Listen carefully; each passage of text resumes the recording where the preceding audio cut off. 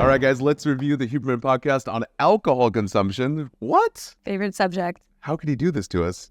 I thought he was our friend. All right, so all of us know that alcohol is bad, but it can also be very fun, too. No comment. Okay, when was the last time? Gosh. You can't argue with me that alcohol hasn't improved your social life at some capacity. Like, how many times does anyone just, like, end a good story with, I went home and went to sleep? Like, no, like, alcohol has made some of the most memorable times of your life.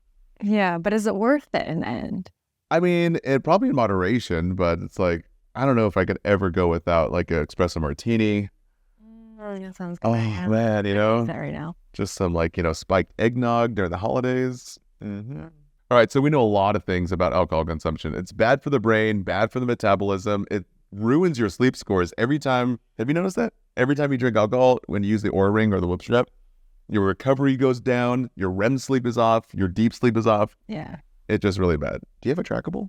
No, just the iWatch. Is it where it tracks sleep? Is it called an iWatch? I don't know. Apple Watch? Apple Watch? Apple iWatch? Yeah. Yeah. So anyways, guys, let's review the top key points out of this 2-hour-long podcast, which, Dr. Huberman, I love you to death, but you are too long. Ain't nobody got time for that? You have time for that? I got no time for that. I have time for an espresso martini, though. Okay, Daddy. All right, so let's cut the fluff and scroll to 10 minutes and about 46 seconds. And we know that alcohol consumption can lead to long-term changes in brain circuitry by everything we just said before, with decreasing your sleep, really just ruining and adding damage to the brain and inflammation, which we know, again, is a hallmark sign of any type of disease. But these can actually be reversed with the key term, abstinence. What do you know about abstinence? What you do? I feel... Nothing, actually. Is that even a word? Look it up in a book. All right, so skipping over to 10 minutes and 46 seconds, let's dive into the details of alcohol consumption. Let's talk about alcohol. And let's just acknowledge that human beings have been consuming alcohol for thousands of years. If you look at the archaeological evidence from Mesopotamia, you'll find that 5,000 years ago... ancestors would turn it up. Or if you want to know when people first started distilling alcohol, much to people's surprise, that did not first take place in Ireland. And that's not a joke about the Irish. That I see a lot of claims online that the Irish were the first to distill alcohol, but in fact, they were not. It was the Chinese that were the first to distill alcohol, and that took place in the first century. Alcohol has been used for nutritional purposes. Really? So there are cultures that believe, and indeed still believe, that the calories in alcohol are useful, although later we'll talk about how alcohol calories are indeed empty calories and what an empty calorie really is. Interesting. Empty. Empty calories, okay. Alcohol has been used for medicinal purposes. It adds a lot of fulfillment to my life. No, I'm just kidding. Okay. Indeed, it does kill bacteria, and as you'll soon find out, the fact that it kills bacteria, because that is absolutely true, it also kills the good bacteria in your gut, and the destruction of the good bacteria destroys your microbiome, your second brain. Leaky gut syndrome, and leaky gut issues, and there are ways to deal with those issues, and we'll talk about those. Okay. So alcohol has been used for medicinal purposes. It's been used to clean surfaces. It's used in my laboratory in order to make up of course, like the hospital setting, right? Experiments. But most humans have been consuming alcohol in order to change their internal state, in order to feel differently than they would otherwise. That feeling of being drunk or inebriated or tipsy or lightheaded is something that many, not all, but many humans seem to enjoy and pursue, even though typically it leads to a feeling of being less happy, less motivated, more stressed, etc. when the alcohol wears off. That's pretty incredible, right? I mean, we're talking about a substance that people have been highly motivated to pursue, that are still highly motivated to pursue, to create and to consume, that they'll spend money on. Man, the money industry, I think that's why alcohol hasn't gone away and they haven't legalized other things. It's because of the money situation, I think. Because think about all the advertising and the Super Bowls and, Yeah, and the stress of daily life, people use it as an escape, so... Oh, it's so true, right? It's like, oh yeah, when was the last time everyone's like, hey, let's just go grab a drink? It's like... You can never stop at one. Yeah, exactly. We're just going for one, dude. Just going for one, bro. Me at 3 a.m. Yep. So that's fair enough. I wonder if he's going to get into like the, other than the brain and body stuff, like the social connections too. But and that's despite the fact that it makes them feel good and then it makes them feel lousy. Now, some of you might be saying, well, I drink, but I don't drink to excess, and therefore I don't feel lousy. I feel good when I drink, and then it wears off, and it allows me to get through my evening, and then the next morning I'm ready to go. Okay, that very well may be true. I believe those people. Do you? As I mentioned at the beginning of the episode, I'm not here to demonize alcohol in any way. But I do want to point out what alcohol is and how it creates the effects that it does. And then I want to talk about what those effects are when you engage in consuming alcohol. Even as often as 1 or 2 nights per week. I'm going to speed you up, Dr. Huberman. A drink or two on Friday, maybe a few more on Saturday. Maybe you're somebody who consumes all your alcohol 1 night per week or 1 night per month. We'll talk about how that's affecting your biology. So let's address what alcohol is and how it affects the cells and tissues and organs of your body. Then we'll take a look at some of the epidemiology. That is, All right, let's skip ahead. Alcohol that you're drinking, if you're drinking any at all, is impacting your brain and body and the choices you might want to make about how and when to drink alcohol, or even if you want to eliminate alcohol. That doesn't sound good. I don't like where this is heading. I don't know. Even if you don't have a chemistry biology. Oh, no. Translated into what's meaningful for you, what that means is when you drink alcohol, it can pass into all the cells and tissues of your body. All of them? Just passing right into those cells. Dang. So unlike a lot of substances, You are what you drink. actually attach to the surface of cells, to receptors, as they're called, little parking spots, and then trigger a bunch of downstreams, like domino cascades of effects. Alcohol actually has its own direct effects on cells because it can really just pass into those cells. Wow. So it's water and fat soluble. So basically, the alcohol can actually permeate into the cells all over your body. Even into your brain. Yeah. Oh, yeah. That's how you get this cerebral effect. The weird part is like, it's crazy how fast alcohol works on the brain because the brain is mostly fat, right? And so it just gets absorbed super big. Super big. That's what she said. Okay, Daddy. So basically, it just gets absorbed like, super visually. So yeah. All right. So let's jump ahead to 30 minutes and around 15-second mark. And we're going to talk about the chronic consumption of alcohol and what that does to the body. Of alcohol, but let's go and we talk about the biochemical and neurochemical effects of alcohol in the brain. We talked about top-down inhibition, and we talked about habitual and impulsive behavior circuitry. There are also traumatic changes in the activity of neurons that control the release of so-called serotonin. Oh, yeah. It's the happy molecule in the body. And many neural circuits, in particular those involved in mood and feelings of well-being. Recently, there's been a lot of interest in serotonin because of a study that was released that showed pretty conclusively that serotonin levels can't really explain depression and depression-like symptoms. I want to make it very clear that although that study did show that serotonin levels are not necessarily associated with depression, Interesting. the study was interpreted by many to mean that SSRI, selective serotonin reuptake, The antidepressants that are supposed to cure depression by increasing this happy molecule of serotonin apparently doesn't work. That's what you're trying to say. Prozac, yep. those drugs are somehow not helpful because they increase serotonin and serotonin isn't involved in depression. That logic doesn't really hold together. So I'm going to use this as an opportunity to just clarify what really occurred there. And then we'll talk about how serotonin relates to alcohol consumption and like feeling good and in depression. The key thing is this: SSRIs can help alleviate depression. That's right. SSRIs can help alleviate depression. They are often, not always, associated with side effects. Dosage is very important, et cetera. But they probably support relief from depression by changing neural circuits, not necessarily by increasing serotonin itself. That is, increasing serotonin with these drugs likely change the neural circuits involved in mood, allowing people to feel better through so-called neuroplasticity, which is the brain's ability to change itself in response to experience. So there's a bit of confusion. And again, I'm using this episode on alcohol to highlight some of the confusion because I think it's timely. It just came out and there's a lot of chatter about this out there, that when people are depressed, it's not necessarily because serotonin levels are low. However, if serotonin levels are increased with things like Prozac, Zoloft, and other SSRIs, oftentimes there is, yes, a relief from depression, but that's probably not because of restoring serotonin levels per se. It's probably because serotonin facilitates the changes in neural circuits that need to occur in order for people to feel elevated mood. Okay? So again, that's a bit of a tangent and aside, but I do think it's a vital one for people to know about. Interesting. So one of the main key points here to summarize what he's talking about in this segment is that chronic alcohol consumption can actually lead to long-term changes in neural and hormone circuitry. Basically, it relates to long-term changes in the body and how your body regulates hormones, and basically how your body burns fat and the energy inside your body, as well as the neural circuitry and how your neurons and muscles, mainly inside the brain and muscles of the body, actually work. And this results in increased stress and diminished mood. Is that why you're so cranky all the time? No, I'm just kidding.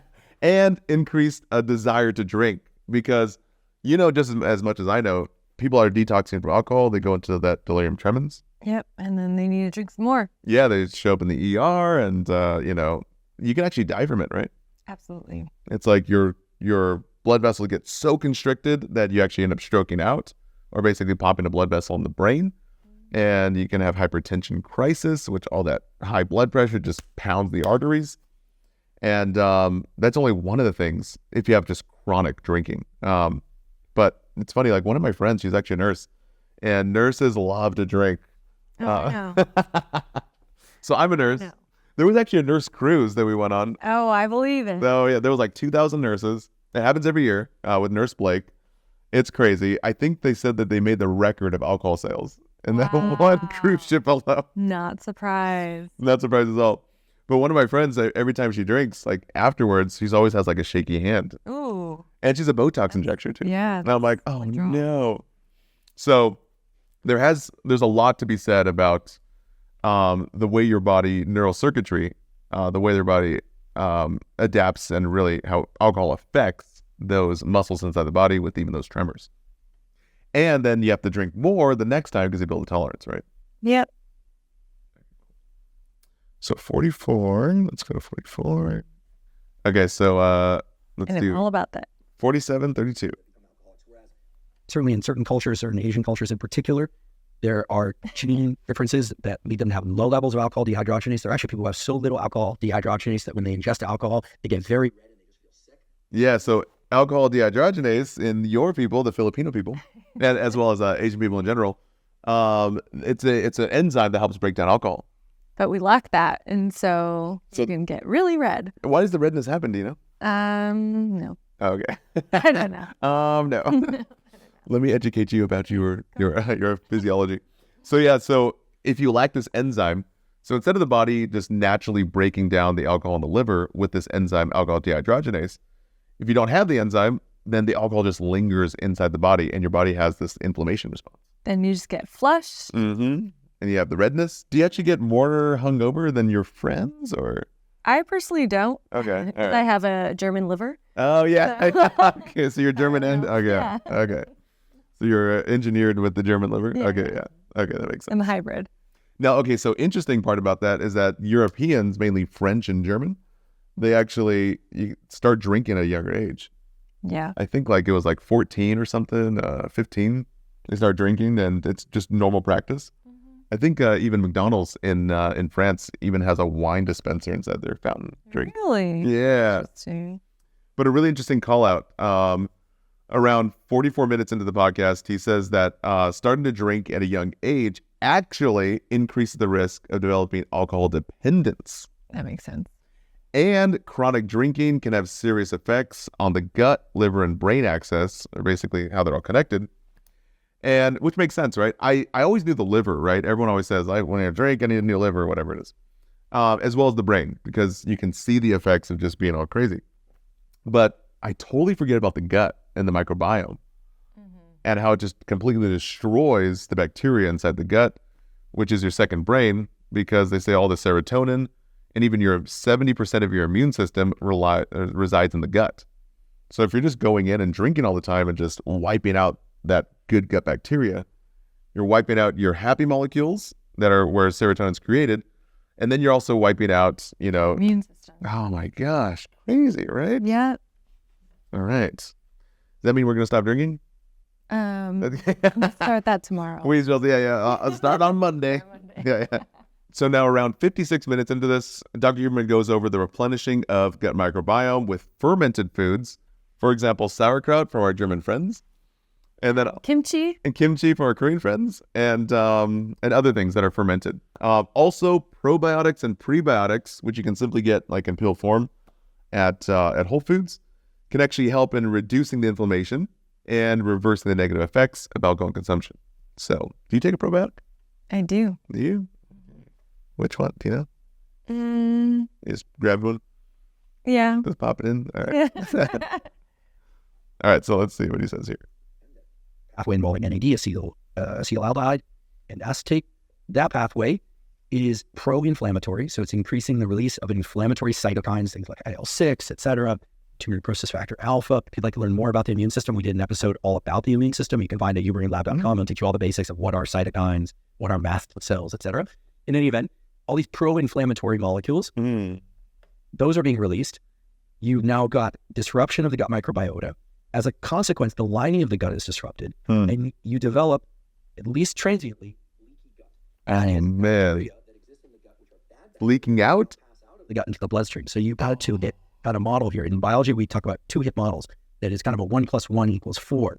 And it's generally when you hear 2-hit, it's not a good thing. So you've got bad bacteria from partially broken down food moving out of the gut. The good bacteria in the gut have been killed. You might see alcohol kill the bad bacteria in the gut. Well, the bad bacteria that are from partially digested food oftentimes escape the gut before the alcohol can disrupt them. And so now you've got leaks in the gut. You've got the release of this bad bacteria. You've got inflammatory cytokines and other things being released from the liver. And they are able to get into the brain through Oh, no. And what's really bizarre in terms of the way that this Don't tell me. manifests in the brain. I mean, it's not the way I would have done it, but then again, Don't tell me your brain digests itself. anyone who says they did, you should be very skeptical of them. The fact of it is actually to disrupt the neural circuits that control regulation of alcohol intake. What? The net effect of that is increased alcohol consumption. Dang. Right? I mean, so you're taking in something that disrupts two systems, the gut microbiota, and it disrupts it in two ways. It's killing the good gut microbiota, and it's allowing the bad bacteria to move from the gut into the bloodstream. You also got pro-inflammatory cytokines coming from. So it's just inflaming, it's making the gut leak out waste into the bloodstream, right? It's like a sewer pipe leaking into the bloodstream. Oh, God. Then that gets sucked up into your brain. Yeah. So you have crap for brains. Crap for brains. But so my brother was always right about me. No, okay, so then it goes up to the brain, and obviously along the way, all this waste is causing massive inflammation, which is the hallmark or really underlying of any disease process. And then after all that's done, it's literally going into the mind and turning off switches that tell you to stop consuming alcohol. So you actually increase your alcohol intake more. This sounds like a Gosh, sounds like a great. it sounds like a great time to me. This seems like a horror flick to me or something. Dude, what? Why are we watching this? I know. Tell me the good news. Yeah, what's the good news? There's fun social memories if you can remember them. Yeah. Right. Can't you have fun without drinking? Sure, you can run without running shoes too. Man. Great. But I mean, oh my gosh. All right. This is the saddest part is like the commercials for alcohol is always like everyone's having a good time, Bud Light, everyone's out in the backyard. Drinking, cheersing. No one tells you about like the negative effects here. All right, so I don't want to keep on listening, but let's keep on listening. And those converge or arrive in the brain and create a system in which the neural circuits cause more drinking. And that's a bad situation. And this is why people who drink regularly, even if it's not a ton of alcohol, again, of this sorts of patterns of drinking I talked about before, and certainly for those that are chronic heavy drinkers, what you end up with is a situation in which you have inflammation in multiple places of the brain and body, and the desire to drink even more and to further exacerbate that inflammation. Yes. So this is basically a terrible scenario for gut brain axis. And it's especially prevalent in so-called alcohol use disorder. Again, people that are ingesting somewhere between 12 and 24 drinks per week. For those of you learning more about the gut-liver-brain axis and in particular alcohol use disorder, I'll provide a link in the show note. I don't want to know. Don't really want to know. Yeah, I was going to say the same thing. But I mean, we definitely should because you should know what's going on in the body, right? And it's not just mindlessly drinking anymore. For me, I've been trying to cut down my alcohol. The craziest part is like when you actually try to stop for a month, you really realize it's like, dude, I drink so much and I don't even realize it. Yeah. Right? It's really interesting because like when you're this is like the one thing that like if you are out with people and you don't drink, you're the odd one too. Yeah. There's a lot of social pressure. The weird part is like you should normalize like not drinking. Yeah. Which is like, yeah. It's try, but then you're around and peer pressure. Get all that peer pressure from you. Yeah. Yes. Maybe me. I thought you were saying someone else. All right. Let's go into alcohol and brain thickness. All right. One of the most interesting things here in this podcast is that Dr. Huberman states that alcohol can have a long-lasting impact on the brain, which we all know, even after a period of abstinence or basically going without alcohol. So we can still have those lasting impacts, almost like, wrecking your car and then driving away. And even though it's still drivable, you still have those long-lasting impacts. Particularly for those who have been chronically drinking large volumes for many, many years. Wait, what? Wait, get out of here. But I mean, who hasn't, right? It's like you're in your 20s, everyone in the college scenario or everyone in their college experience just drinks alcohol, right? And it's like, that's normal. Like, if you don't drink, you're not a man. The weirdest part is, like, for guys, the more you drink, the more manly you are. Yeah. Right? If a girl outdrinks you, it's a problem. That's what I mean. It's like, what kind of society? I know. But the coolest part is, like, the more, like, younger and younger generations come into drinking age, I'm finding that a lot of the younger generations are not drinking as much. That's good. And it's really good. Yeah, like, we went to a wedding, and my buddy from high school, he's like, oh, dude, my wife's little sister, she's, I think she was, like, turning 21 or something happened. Or he's like, dude, I'm going to get 3 kegs for them and just, like, all this alcohol. And we were, like, in our 30s, and we thought that they were doing the same thing as we did in our 20s. And literally no one drank any of it. Have you ever been out and not drank? Yeah. All your friends were drinking? Yeah, it was boring. No, I was kidding. No, you're boring. Yeah. No, you are boring. No, I actually have. I have. But it's weird because, like, we've come so accustomed to, like, you drink to loosen up, you drink to have fun, and we've related it to social outings. And you're not a part of the group unless you're doing, and it's not fun unless you're drinking. Yeah, I agree. So interesting. Now, one of the last points Dr. Huberman covers is that being drunk is actually a poison-induced disruption in the way that your neural circuits inside your body work. So by neural circuits, he means how your brain and muscles work together. And it's caused by a toxic molecule called acetaldehyde.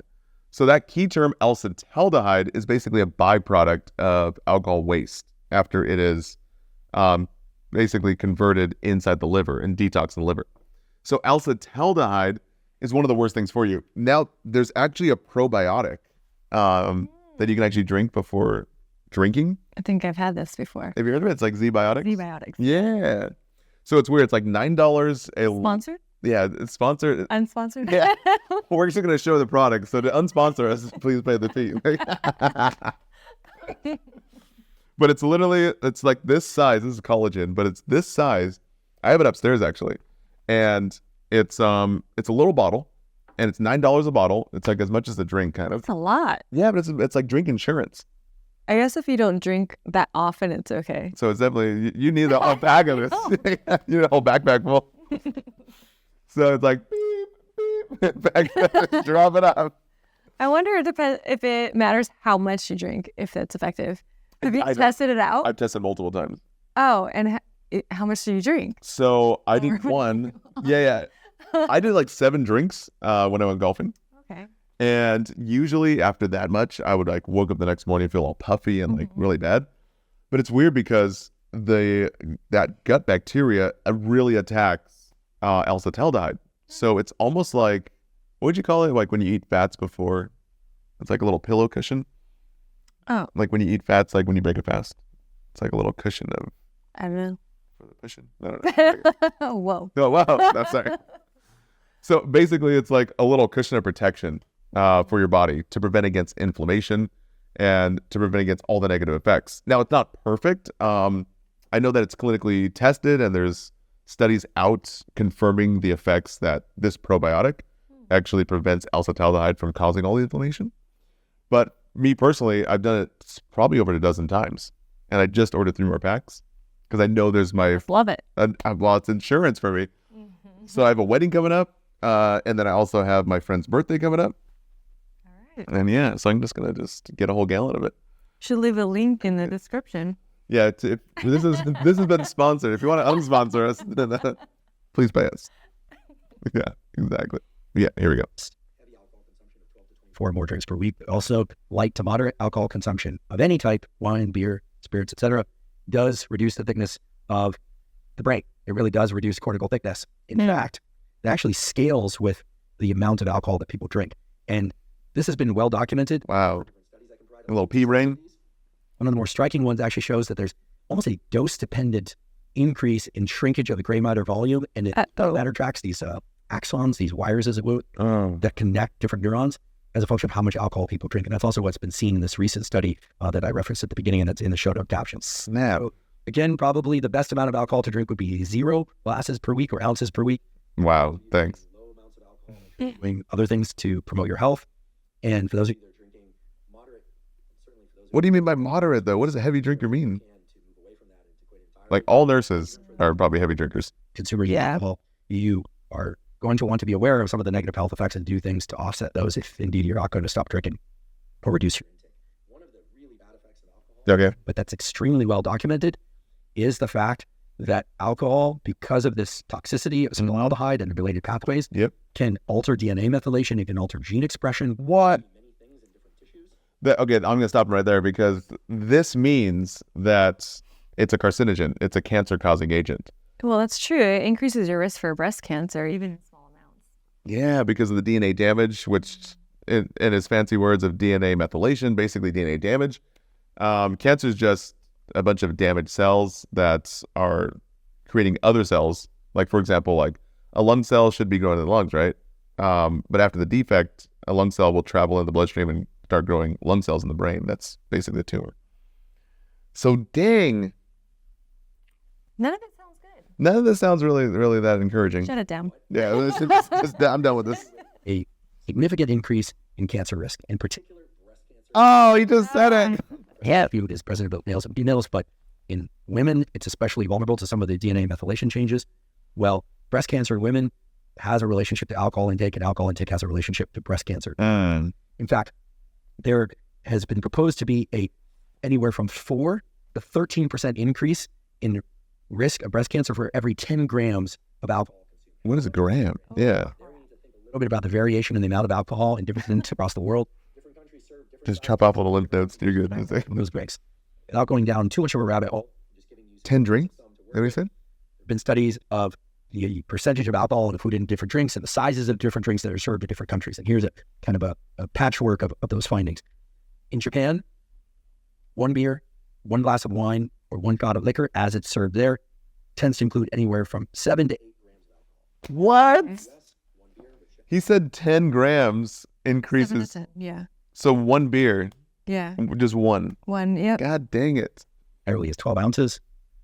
If it's in a bottle, So if you drink 5 beers, so a lot. 4 to 13%, times that by 5, or let's just round it to 10 beers, you're at 130% risk? No, no. Dang. This is really eye-opening, actually. Oh my gosh.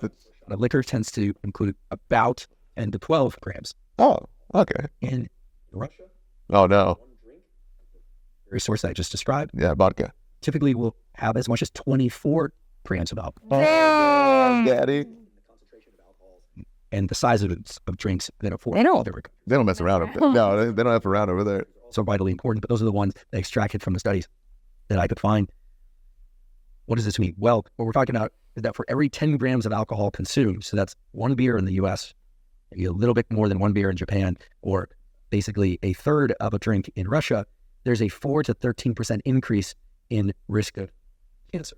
Uh-huh. Dang. That's pretty outrageous, right? It's crazy. How could it be that Oh, wow, let me see these studies. legal? Well, look, it's, as I described before, it's a toxin. It's also a toxin that people enjoy the effects of. In the U.S., at least, they tried prohibition. It certainly did lead to a reduction in alcohol-induced health disorders, in particular cirrhosis of the liver. It also led to a lot of crime because it became a substance that a lot of people still wanted and that people were willing to break the law in order to provide, or I should say, to sell and provide. That'd be weird. Okay, so it broke the law because it was like, why did they do the prohibition then? Do you know? Oh, okay. Do you remember? No. Oh, okay. I think it had to do something with like the Great Depression, and I don't Yeah. I'm not sure if it was like a religious movement or anything like that, but if you know, put it down in the comments. Or just look on Wikipedia, right? And that's because of the fact that alcohol has these effects on Damaging cells, yeah. changes in gene expression. Yeah. And cancer, that is the growth of tumors, Mhm. is a dysregulation in cell cycles. And a tumor is a aggregation or proliferation. Aggregation is stuff sticking together, by the way. Proliferation is stuff duplicating. Mhm. A proliferation and aggregation of cells that could be a gliomas, glial cells, glioma, brain tumor, right? It could be lymphoma, so within the lymph tissue, etc. The mutations that alcohol induces to cause this are wide-ranging. Some of those are starting to be understood. For those of you that are interested in cell biology, I just mentioned that the PD-1 pathway, again, this is super specialized for the aficionados only. You don't need to know this. Aficionados. Wasn't regulated, and we knew this from the discussion earlier. There's a downregulation in some of the anti-inflammatory molecules that help suppress the proliferation of cancers. Nowadays, there's a lot of interest in the immune system is constantly combating cancers that exist in us all the time. Little tumors start growing and our immune system goes and gobbles them up. Little tumors start growing, the immune system senses inflammation, sends out these incredible cells, these killers, B cells and T cells, and beats them up. Cancers proliferate and take hold and cause serious problems when the proliferation of cells exceeds the immune system's ability to gobble up and remove. So that's why I always say it. Like, if you have a low immune system, then your cells basically can't fight back and gobble up these disease-causing cells. And if you have high inflammation, well, then you just have basically DNA damage all over the body. So that's why if you want to decrease the majority, if not all, of most chronic diseases, increase your body's immune system and decrease inflammation with all of the tips and tricks that everyone's coming out with, I think number one, decreasing bad, harmful things like smoking, alcohol consumption, processed foods. I guess in moderation. I hate to see you go. And then also, increase superfoods as well as, fasting, sauna work, cold therapy that has been known to decrease inflammation inside the body. Also, I think without being said, it's just the hallmark of really the foundation of longevity and health and wellness is sleep and really prioritizing your sleep. So that's all we got here. Thank you so much for watching. Thanks, Tanya. Yeah, thank you, Mike. For not saying much. No, I'm kidding. All right. She's shy. Don't worry about her. I'm just shy. Don't forget to subscribe and hit the bell notification button for our future videos. And again, thank you so much for watching. Please leave any comments below. And looking forward to seeing you guys in the next videos. Bye.